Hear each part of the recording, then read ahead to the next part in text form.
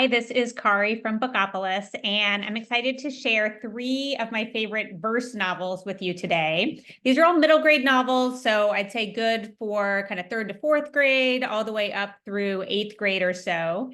And if you're not familiar with verse novels, it's kind of like poetry, but they don't, you kind of see how they're written like stanzas, but they don't tend to be rhyming. They could. But there's a lyrical and a rhythmic quality to them, and they often are full of emotion. And this, again, sense of rhythm and lyricism really lends itself to deeper themed books about identity and belonging and own voices. And a little perk of these novels, especially for kids who say they don't like to read or they have trouble completing a book, there tends to be a lot of white space and they can be read pretty quickly. So they can really build confidence and stamina in readers. But these are great for anyone. So the first one I'm going to share is Starfish by Lisa Fipps.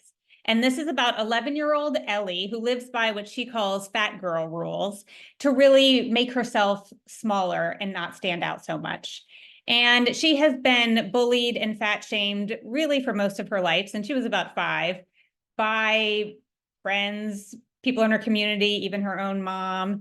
And this book is really about her learning to love herself for who she is. She is smart, funny, creative, beautiful. And with the help of her father and a new neighbor and a best friend and a therapist, she really is finding freedom from being reliant on the opinions of others. And it is inspiring to anyone who has ever felt less than, which is pretty much all of us. So I love this book, highly recommend Starfish by Lisa Fipps. The second one I want to share is Res Dogs by Joesph Bruchac. And this one is about Malyan, who goes to visit her grandparents on the Wabanaki reservation. And Malayan lives in Boston. She's a city girl, but every summer she goes to visit her grandparents and she loves that time. But this particular summer, COVID hits and she ends up being there for at least 6 months, a semester.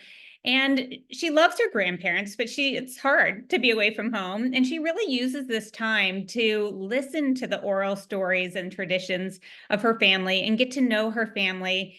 And, as the reader, we're learning alongside with her and hearing some of these stories. And I learned things that I didn't understand about tragedies and horrors that have happened to Native American people and indigenous communities.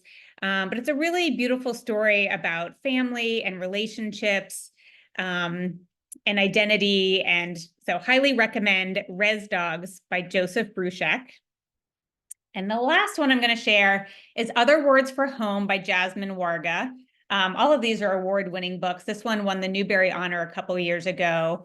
And this is really an experience of refugees coming to the US. So Jude is from a beautiful oceanside town in Syria. She loves it there. But as conflict heats up and it becomes unsafe, her family determines that she and her mom should leave her father and brother and go live with her mom's brother in Cincinnati, Ohio. So it's really about Jude's experience coming into this new town and how she is welcomed or not welcomed by people in the town, how she learns really what home is all about and how you can love a new home and an old home. She faces bullying, and especially because she's Muslim and it's at a time where people don't really take warmly to people who look like her or are Muslim, and she's often called a terrorist. So there's some hard, serious topics that are covered in this, but Jude is such a wonderful character and light and fun. And she just wants to be in the school play and make friends and the things that we all want and all our kids want. So this is a really beautiful story. You can see all my tabs left over from the last book club I used this one for. All of these are great verse novels. In the link below, you'll see a list of 13 novels for deep discussion that we love. And I hope you'll try them out and let us know what you think. And if you can go to Bookopolis and you can click on these books and see what kids are saying about these books, because that's what really matters, what these kids are saying. So I hope you will read these and enjoy them as much as I do, and let me know what you and your readers think. Happy reading.